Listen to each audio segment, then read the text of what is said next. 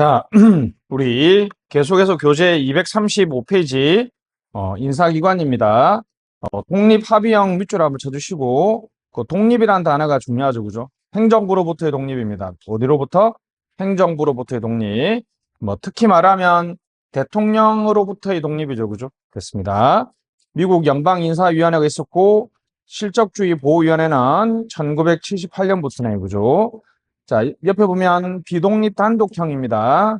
비독립 단독형. 미국은 1978년부터 OPM, 인사관리처, 대통령 직속의 인사관리처가 있습니다. 자, 독립합의형의 장점 보시죠. 역관주의 방지 밑줄, 정치적 중립 확보, 실적주의 정착에 기여할 수 있습니다. 위원회형이니까 동그라미 2번 결정의 신중화 밑줄. 그리고 위원들이 3명이면 3년마다 1명씩, 2년마다 1명씩 교체하니까 부분 교체, 연속성 확보 밑줄. 입법부와 행정부의 관계가 원활해집니다. 중간에 완충 지역이 존재하죠, 그죠? 근데 단점은 역시 위원회는 책임을 지는 사람이 없잖아요, 그죠? 동그라미 1번 느린 결정, 책임 분산. 대통령이 인사 권한을 가지고 강력하게 정책을 추진할 수가 없습니다. 그죠? 이건 이제 인사의 관리 도구성이라 그러는데 인사의 관리 도구성이 부족하다 밑줄. 아무래도 이제 위원회형은 동그라미 3번 신속한 의사결정이 어렵습니다. 그리고 4번 비능률 비합리적 결정. 그게 이제 타협이나 흥정에 의해서 그죠? 타협이나 흥정에 의해서 결정될 가능성이 많기 때문이죠. 초당파적인 비전문가로 운영될 가능성이 있다. 왜냐하면 독립을 유지하기 위해서 위원들의 요건을 어떤 인사 전문가가 아니라 정치적으로 좀 더 논란이 없는 사람들을 임명할 가능성이 많기 때문이죠. 너무 6번 반역관주의에 집착을 해서 인사의 소극화, 경직화를 초래하고 객관화, 전문화를 어렵게 한다는 것이 독립합의형의 한편 단점이죠. 옆에 비독립 단독형입니다. 우리들이 1번 책임 소재 명확 밑줄, 2번 복임제 신속 변화, 인사의 관리 도구와 인사권을 가진 대통령이 강력하게 정책을 추진할 수 있죠. 근데 단점은 독립합의형의 장점이겠죠, 그죠? 자, 정치적 중립 기여력 1번, 2번 역관주의 방지 곤란, 기관장의 독선 3번, 4번 자정교체는 행정의 계속성과 일관성을 떨어뜨릴 수 있습니다, 그죠? 넘어가시죠. 우리나라에서는 중앙인사행정기관 전통적 기능하고 현대적 기능은 넘어가시고 다음 페이지 4번. 요게 시험에 잘 나옵니다. 이제 한국의 중앙인사기관, 이제 중앙인사관장기관인데요. 국가공무원법 제6조입니다. 국회는 국회 사무총장, 법원은 법원행정처장, 헌재는 사무처장, 선관위는 사무총장, 행정부는 인사혁신처 밑줄, 인사혁신처. 감사원 사무총장은 인사관장기관이 아닙니다. 알았죠? 쉽게 말하면 감사원 공무원들 누가 뽑아요? 인사혁신처에서 뽑는다는 거죠. 그죠? 인사혁신처에서 뽑습니다. 자, 인사혁신처 나와 있습니다. 동그라미 1번, 2번 필요 없고 3번 국무총리 소속 밑줄 차관급입니다. 인사청문 안 해요. 인사청문 하지 않습니다. 국무위원도 아니죠. 자, 그래서 4번의 끝에 소청심사위원회는 어디 있다? 인사혁신처. 다시 어디 있다? 인사혁신처. 소청심사위에다가 징계불복이라 쓰세요. 소청심사위원회에서 하는 대표적인 기능이 징계불복에 대한 심사죠. 우리는 이제 행정법 어디까지 공부하셨는지 모르겠는데 필요적 전치죠. 공무원들은 행정소송을 제기하기 전에 소청심사를 꼭 거쳐야 되죠. 그죠? 됐습니다. 징계위원회입니다. 중앙징계 밑줄, 국무총리 밑줄, 5급 이상. 보통 징계 밑줄, 중앙행정기관 6급 이하. 하여튼 징계 기능은 어디 없다? 인사혁신처에 없다. 알았죠? 징계 기록만 인사혁신처에 없다. 네, 특이하게 이제 행정안전부가 나와 있어. 행정안전부 1번 정부 조직, 전자정부, 지방자치 업무를 담당하고 있죠. 자, 2번이 중요합니다. 지방자치단체의 인사행정기능은 행정안전부에서 합니다. 알았죠? 지방행정이라는 거죠. 예를 들면, 자, 여러분들이 내년에 가장 관심 있는 인천시에 공무원 몇 명 뽑을지, 부평구에 공무원 몇 명 뽑을지는 누가 결정한다? 행정안전부 장관이 결정합니다. 알았죠? 행정안전부 장관이 결정합니다. 행정안전부 밑에는 소청심사위원회가 없습니다. 소청심사위원회 어디 있다 그랬어요? 인사혁신처 밑에 있다라고 얘기했습니다. 됐습니다. 자, 여기까지가 내용이고, 이제 가장 중요한 거, 요거 이제 줄게요.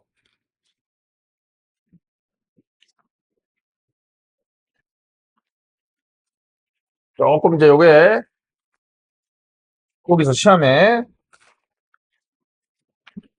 아주 많이 나옵니다. 충전이 안 되고 있어요. 잠깐만. 바꿔서 한번 끼워볼게요.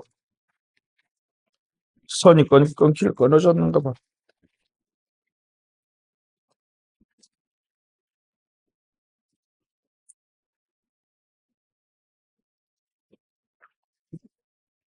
뭔가 안 되고 있어.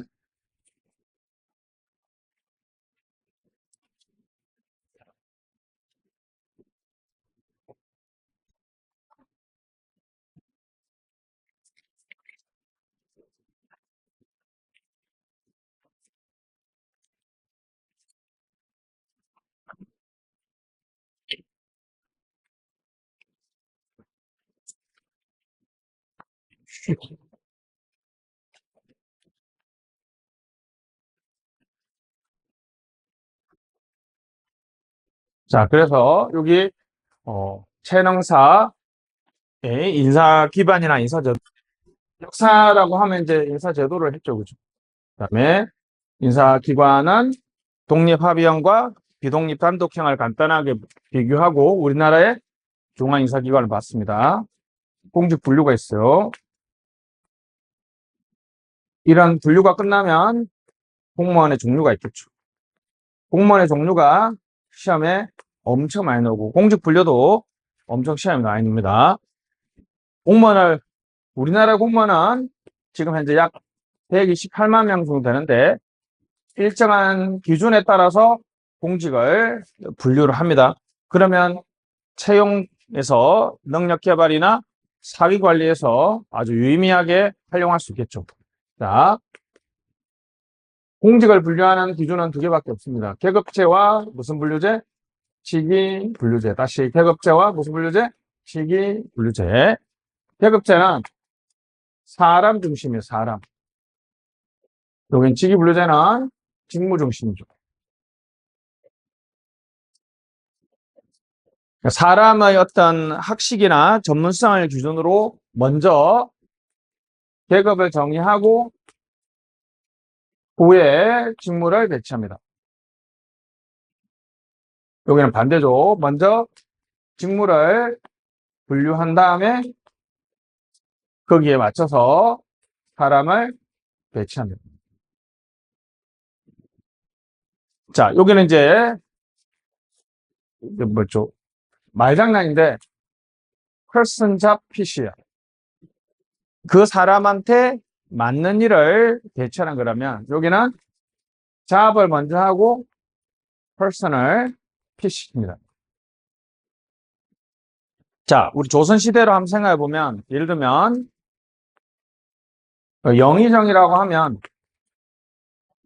이 사람이 지금 무슨 일 하는지는 안 나와 있죠. 그죠? 우리나라에도 똑같이 우리나라는 전형적인 계급제 사고방식입니다.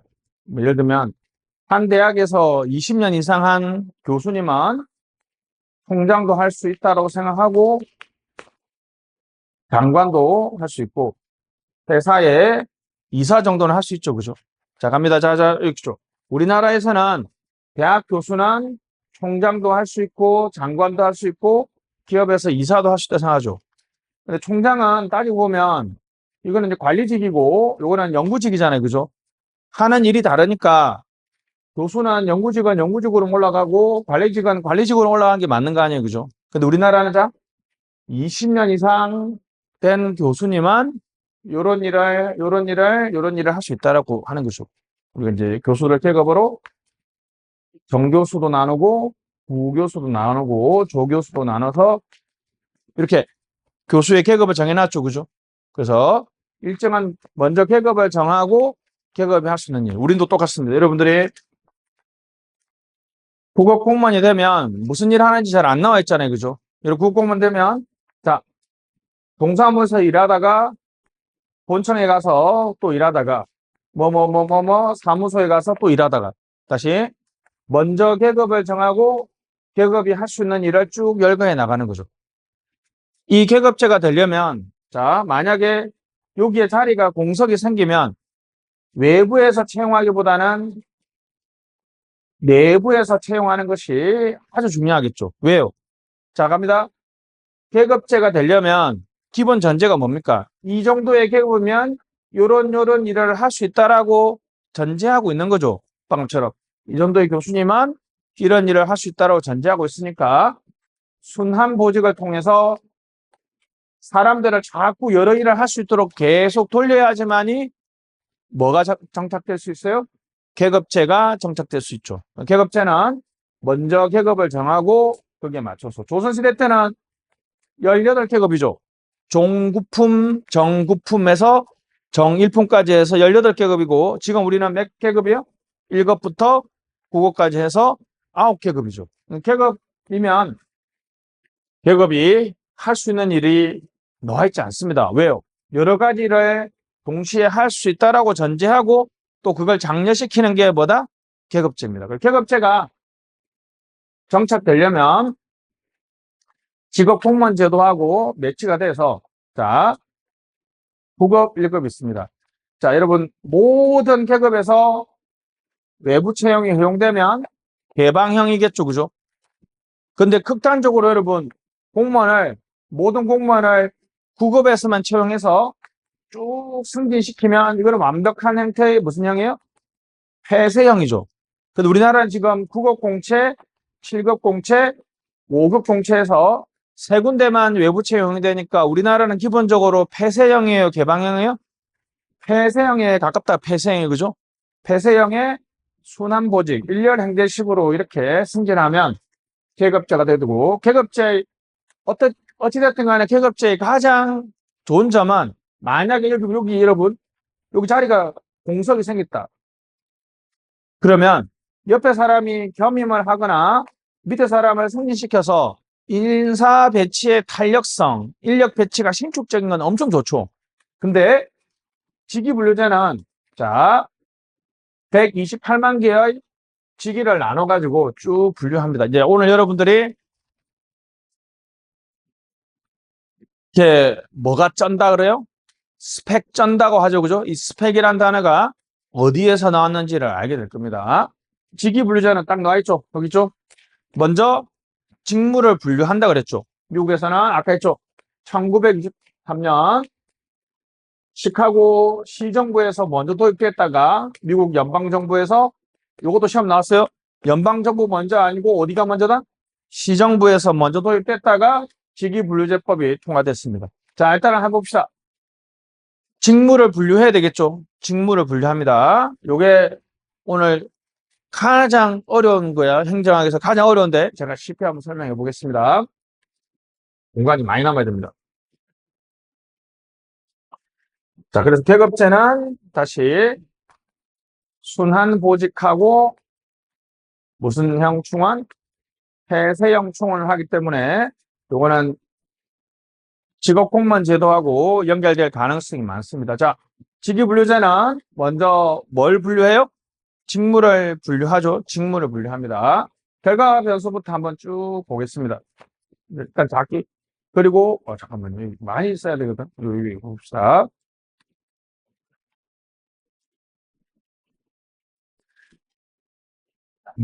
준비됐죠? 요거 같이 합시다. 자, 요거는 정해져 있어요. 자, 우리나라 공무원의 직종. 다 갑니다. 뭐라고? 직종. 따라해봅시다. 일특정별. 다시 뭐라고?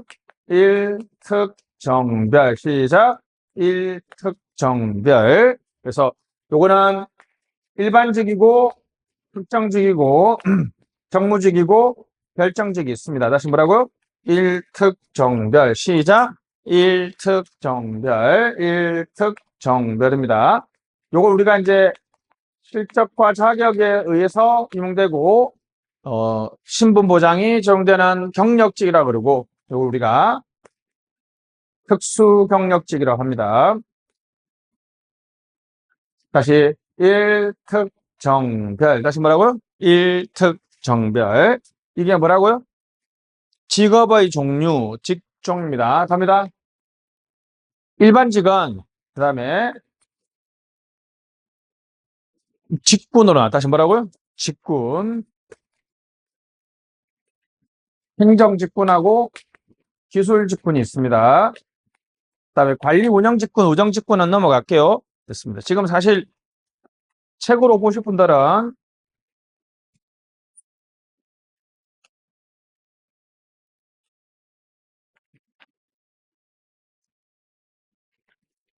어 239페이지하고 240페이지 한번 보시죠. 240페이지.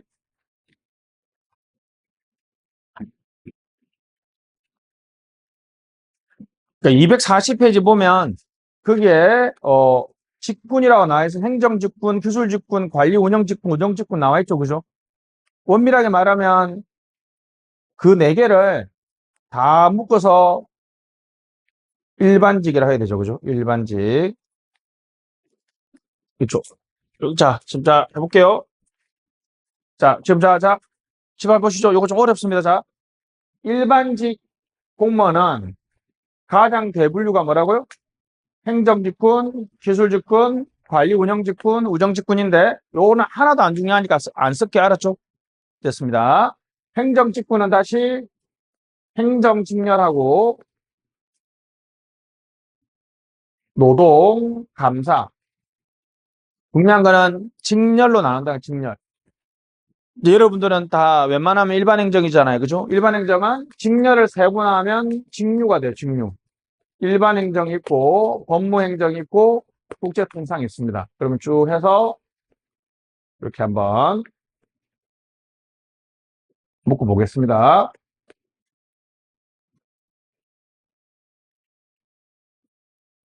그럼 이제 1급부터 9급으로 이렇게 나누겠죠. 맞죠? 됐습니까? 그래서 우리가 뭐 이렇게 있다고 칩시다. 자, 지금 우리가 이걸 왜 합니까? 왜 해요? 여기 증거처럼. 직위분류제는 먼저 뭐부터 분류하고? 직무를 분류하고, 이 직무를 분류했죠. 그죠? 그래서 여기까지. 직무를 유사한 것까지 묶는 여기까지를 직무 분석이라고 그래요. 다시 뭐라고요? 직무 분석. 직무 분석을 통해서 직군, 직렬, 직류가 나오죠. 자, 그리고 여기는 직무 평가입니다. 평가는, 자, 여러분, 수직적으로 사람을 나눌 때 사람의 급이 다르다 그러죠. 급. 급이라는 거는 직급이나 계급이나 등급은, 이 급이라는 거는, 평가는 여러분 수직적 개념이죠. 1등급, 2등급, 3등급, 4등급은 수직적 개념이고, 문과다, 이과다는 수평적 개념이죠. 그래서 이거는 직무 분석, 직무 평가인데, 자, 갑니다. 직위 분류제에서 요 직위는 아무것도 필요 없어요. 요것만 기억하면 돼. 한 사람, 다시 뭐라고? 한 사람이 하는 일 책임을 뭐라 그런다? 직이라고. 자, 그럼 우리나라 공무원이 128만 명이면 우리나라의 공무원의 직위는 몇 개? 128만 개. 다시 뭐라고? 128만 개. 직위는 한 사람. 다시 뭐라고? 한 사람. 자, 갑니다. 이거 이제 9급이라고 하는 직급은, 자, 직급은 뭐의 묶음이에요? 직위의 묶음이죠. 맞죠? 종곤책이 같습니다. 맞죠? 여기 일반행정 9급이니까 종류와 곤란도와 책임도가 같은 뭐의 묶음? 직위의 묶음. 자, 갑니다. 그러면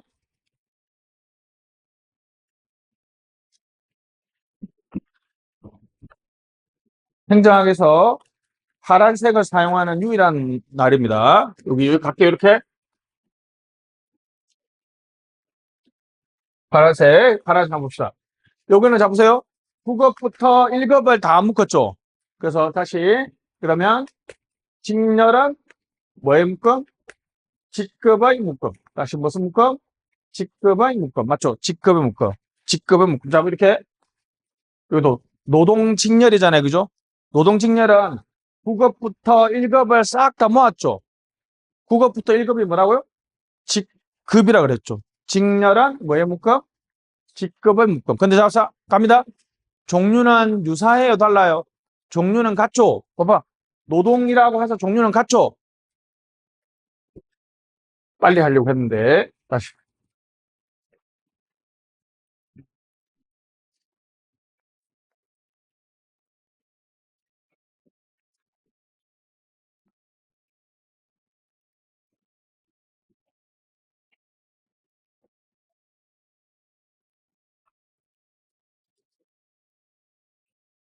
이렇게 해볼게요. 자, 모양이 같다는 건 하는 일이 같다는 거죠. 크면 책임이 크고 작으면 책임이 적은 거죠. 자, 갑니다. 요 안에 있는 한 명을 뭐라 그런다고요? 직위. 한 사람 직위. 자, 요 한 칸. 한 칸은 종류는 같아요, 달라요? 종류는 유사하죠. 곤란도와 책임도도 유사하죠. 맞죠? 그래서 제가 앞으로 종곤책이라고 할게요. 다시 뭐라고요? 종곤책.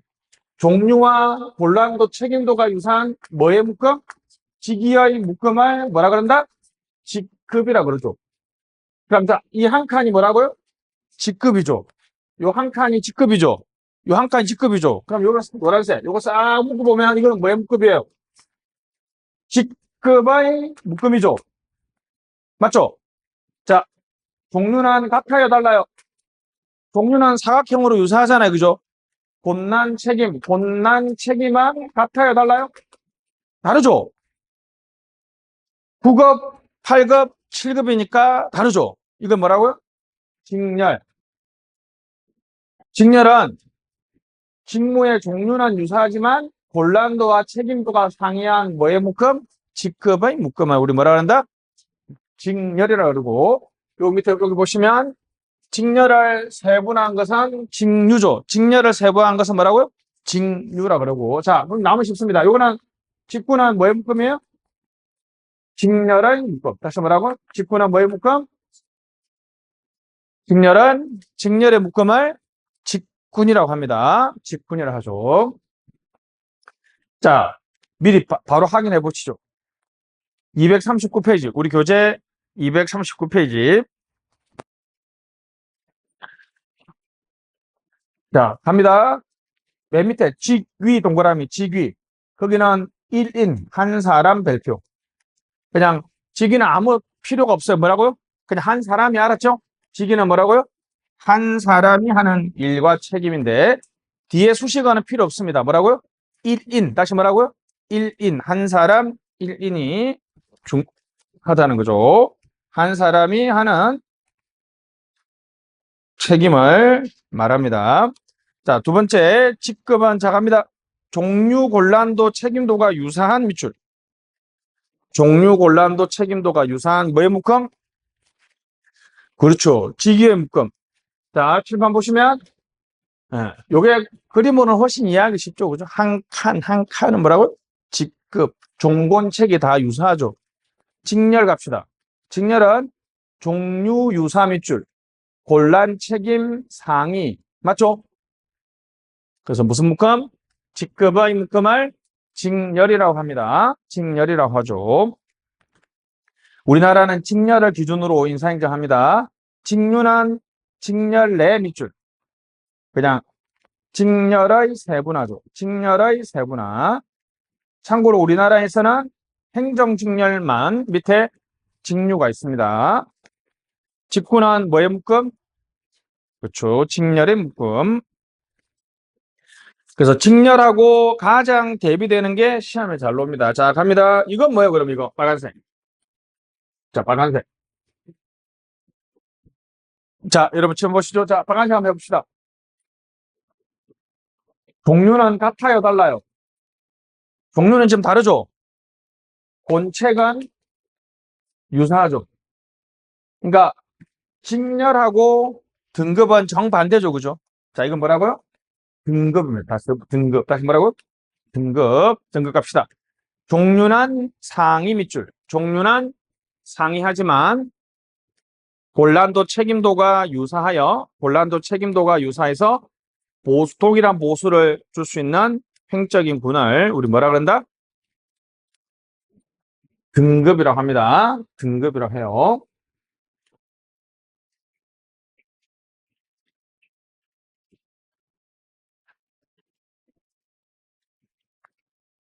자, 그래서 위에 다시 올라가 보시면 직무 위에 그 그림 있죠?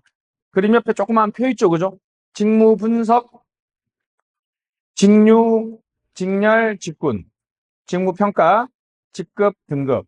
아, 평가는 직무 분석은 수평적이라면 직무 분석은 수직적인 거죠. 됐습니다. 다시 위로 올라가서 238페이지. 238페이지. 37페이지 보시죠. 계급제와 직위분류제가 있습니다. 직위분류제, 계급제. 자, 직무 중심 동그라미, 사람 중심 동그라미. 스페셜리스트 밑줄, 저널리스트.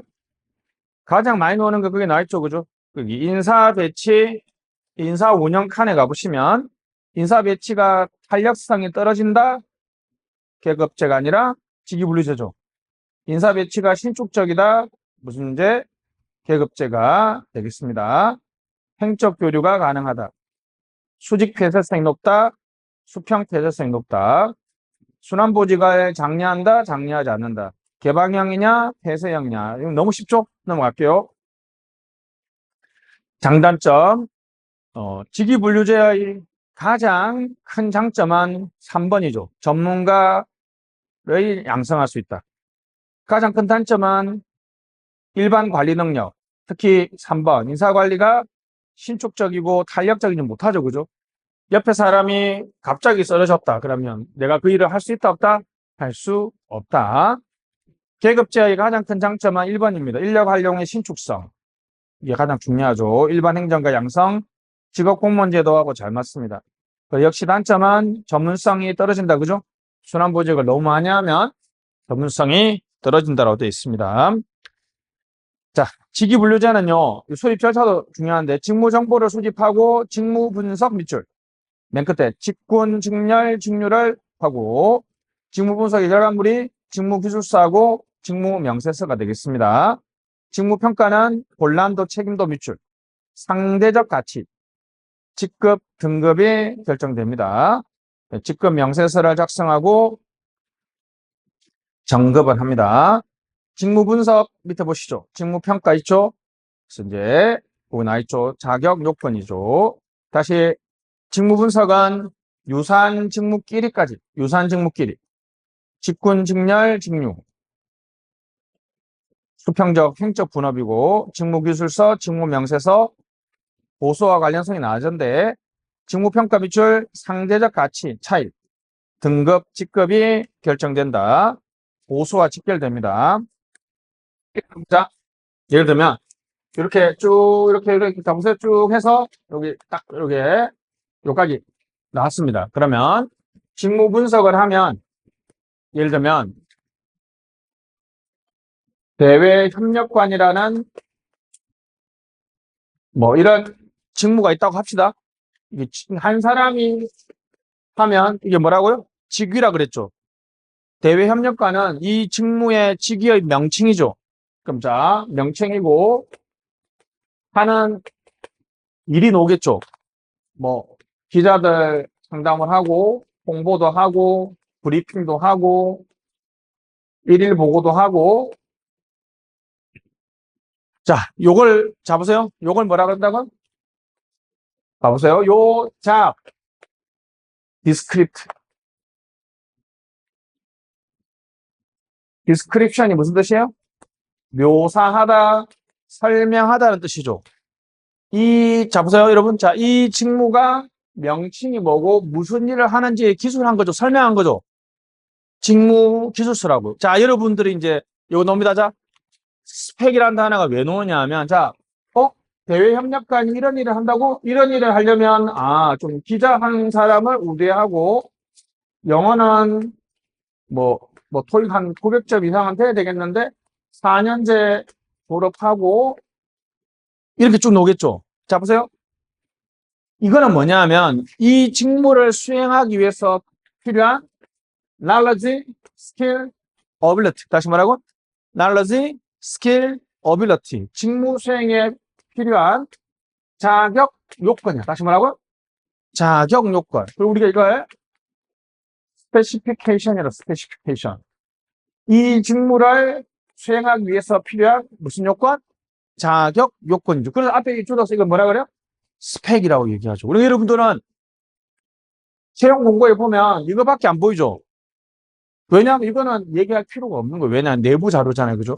이 직무를 수행하기 위해서 필요한 무슨 요건? 자격 요건을 뭐라 그래요? 잡 스페시피케이션인데 너무 기니까 스펙이라고 그런단 말이에요. 스펙. 요거는 KSA가 아니죠. 무슨 일, 이 직무가 무슨 일을 하는지 그냥 디스크립티브.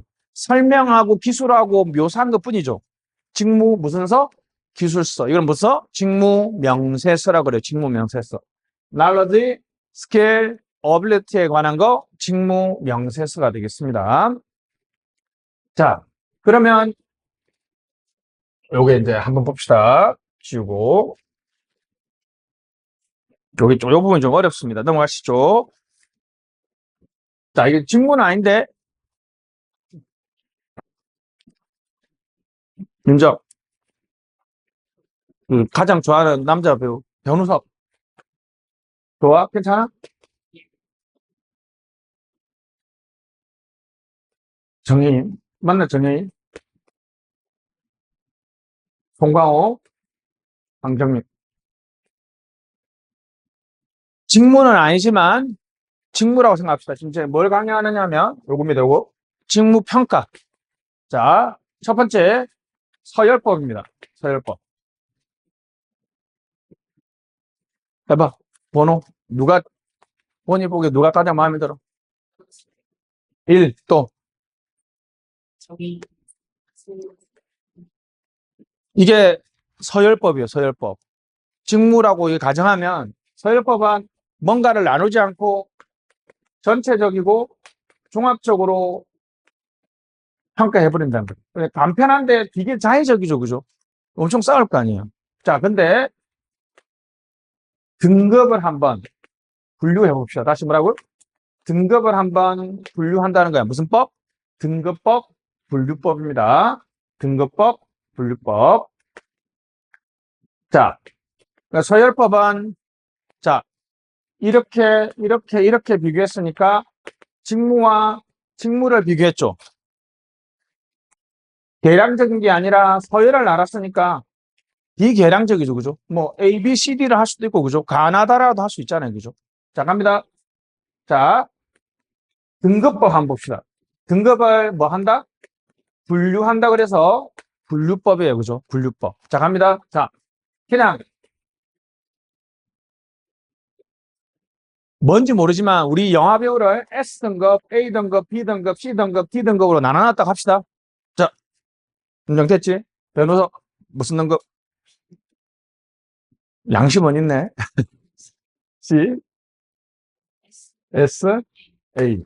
네, 됐습니다. 이게 등급법이에요. 등급법. 자, 갑시다. 등급법은 갑니다. 직무와 직무를 비교했어요. 직무와 기준표를 비교했어요. 이렇게 비교해서 상대적 가치를 평가했죠. 계량적이에요? 비계량적이에요? 비계량적이죠. 그죠? A 등급, B 등급 이런 게 등급이 아니잖아요. 그죠? 자, 갑니다. 근데 이렇게 안 하고 이렇게 할 수도 있어요. 영화 배우라고 우리가 가정하면 영화 배우 가장 중요한 게 연기력이죠. 뭐 이미지가 있고 관객 동원력 있고 그 세 가지로 우리 한번 영화 배우를 평가해 봅시다. 자, 각각 다 10점 만점이라고 가정할게요. 자, 변호사 연기 몇 점? 대충 해 빨리빨리. 7. 이미지 얼굴은 이걸로 10점이겠지. 관객 동원력은 5. 자, 그러면 송강호 한번 갑시다. 연기, 이미지. 그렇지. 음주운전 2번인가 했잖아. 그지? 이거 몇 번?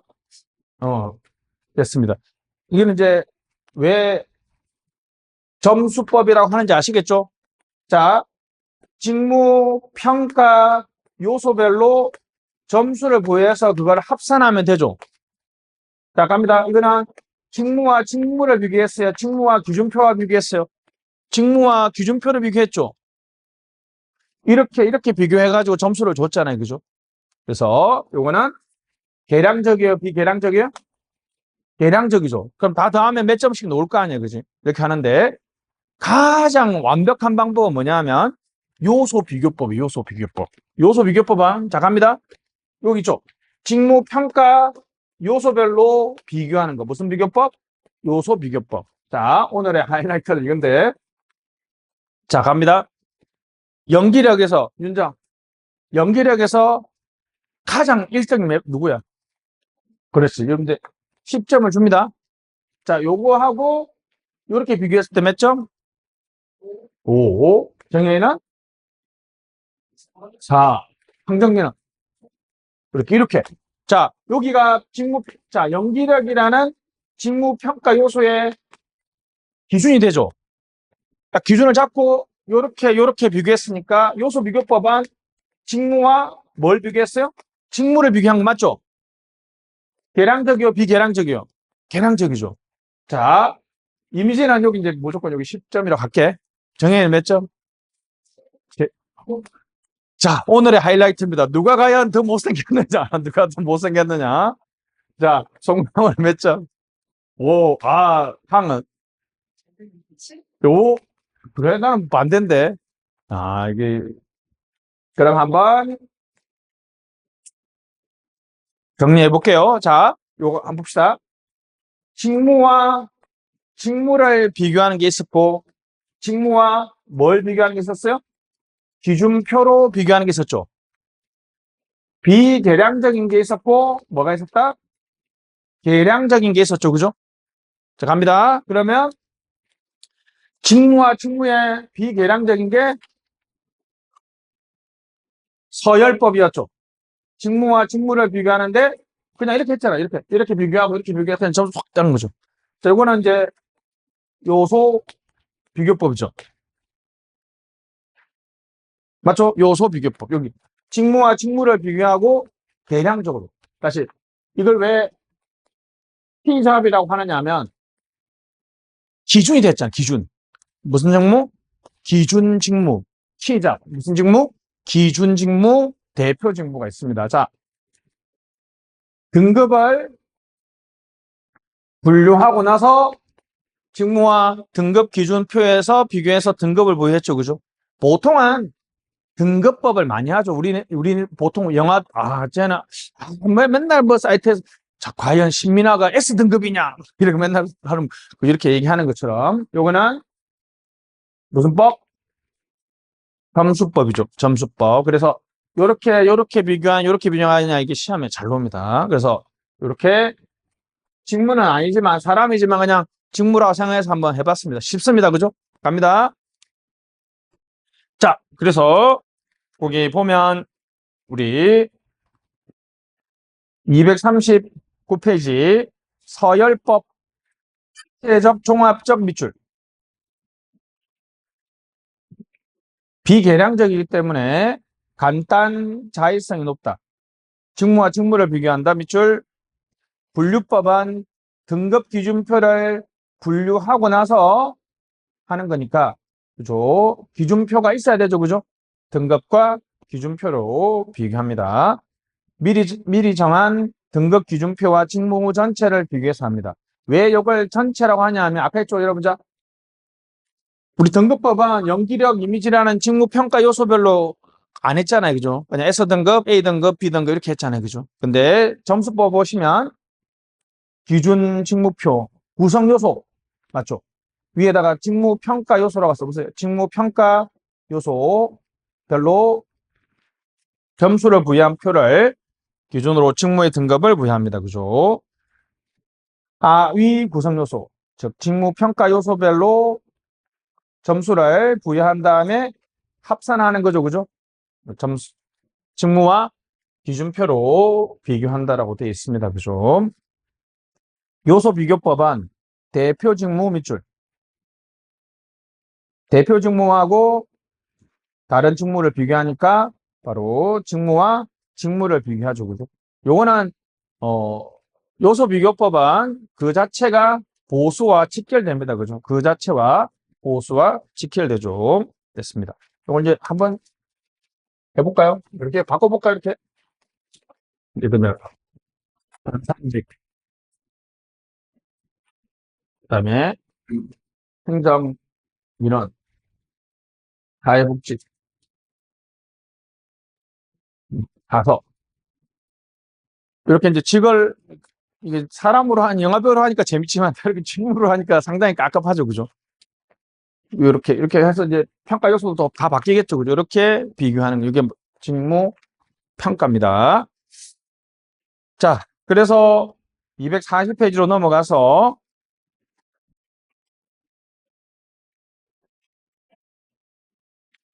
그래서, 잠깐만요. 저 치우고, 갑니다. 여기서 직무 얘기했는데, 요렇게 네 가지 한 다음에, 이제 요게 이제 그럼 이해되죠? 그럼 이제 우리는 아까 밑에서 올라왔는데, 위에서부터 내려갑시다. 직종, 직군, 직렬, 직급, 직위. 됐죠? 자, 갑니다. 한 사람, 직위. 한 칸은 종곤책이 같다, 직급. 직급을 묶었다, 직렬. 직렬을 세분화했다, 직류. 직렬을 묶었다, 직군. 이렇게 해서 시험에 아주 잘 놉니다. 자, 여러분 지울게요.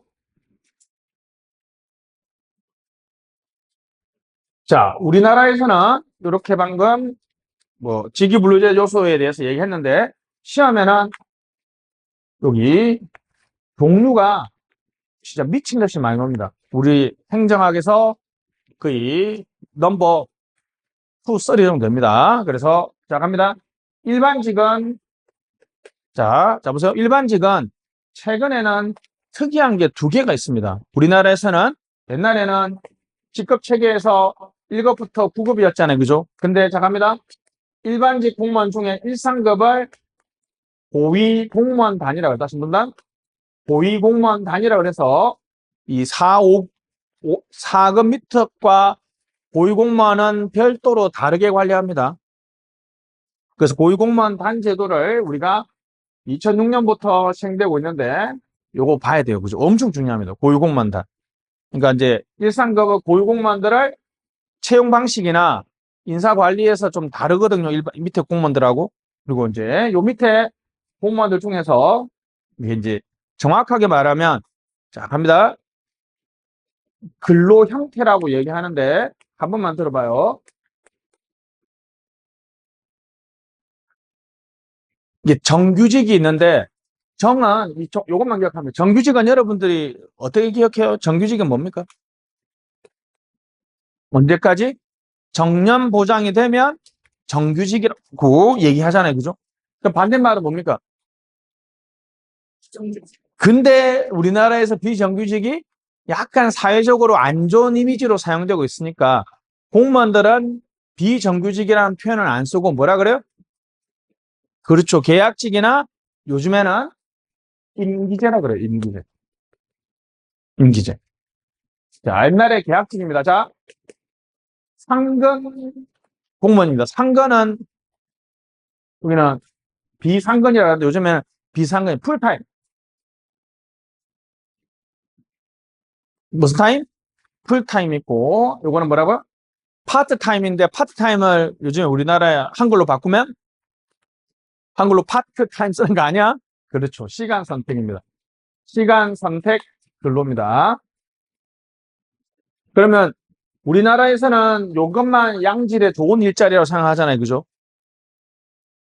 그래서 다시 1번, 이렇게. 1번도 가능하고, 2번도 가능할 수 있죠. 그리고 3번은, 4번은 불가능하죠. 그죠? 다시 그래서 뭐라고요? 우리는 요렇게, 뭐, 정규직의 임기제란 말은 성립 안 하죠. 이거는 그 대칭 개념이니까. 자, 갑니다. 1번. 정규직의, 자, 시간 선택 채용 공무원. 다시 무슨 공무원? 시간 선택 채용 공무원은 여러분 우리가 이거 아시죠? 이거 지금 우리나라 법정 근로 시간이 주 몇 시간이에요? 40시간이에요. 40시간. 하루 8시간 우리 지금 주 며칠 근무해요? 5일 근무하니까 8호 40이죠. 그러니까 이게 여러분 40시간까지 근무하면 상근 공무원이 되는 거잖아. 그죠? 40시간 근무하면 정규직이라고. 그리고 40시간 근무시키면 안 돼. 그래서 몇 시간? 35시간. 그리고 여러분 인간적으로 하루에 알바 나가면 알바 가는데 1시간 알바한다 그러면 돼, 안 돼? 출근하자마자 퇴근해야 되겠다. 그죠? 최소 몇 시간? 3시간에 하루 주 5일이니까 15시간. 중요합니다. 15시간에서 35시간 근무하는 것이 바로 무슨 공무원? 시간 선택. 자, 그러면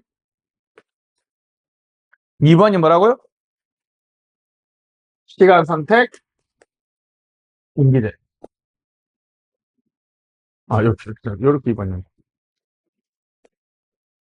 시간 선택 임기제. 요거는 흔히 말하는 우리가 옛날로 하면 계약직 공무원이죠. 자, 이렇게 나와 있는데 자세한 내용은 책 내용 폼에서 다시 한번 봅시다. 우리 잠깐 쉬었다 합시다.